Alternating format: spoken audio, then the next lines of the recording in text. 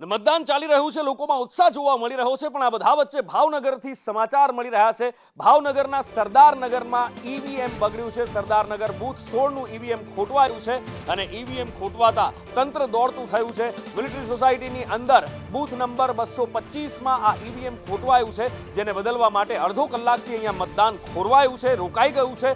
લોકોમાં રોષ જોવા મળી રહ્યો છે, લોકોની અંદર ઉત્સાહ છે, પણ કેટલીક ટેકનિકલ ખામીઓ સર્જાઈ છે અને તેના કારણે લોકોને ઉભા રહેવું પડે છે. લાઇનમાં ગરમી પણ પ્રકોપ વરસાવી રહી છે અને લોકોની અંદર ઉત્સાહની જગ્યાએ હવે રોષ જોવા મળી રહ્યો છે, કારણ કે લાઇનોમાં લોકો ઊભા છે અને હવે તંત્ર પણ દોડતું થયું છે. તંત્ર દ્વારા ઈવીએમ બદલવા માટેની કવાયત હાથ ધરવામાં આવી છે.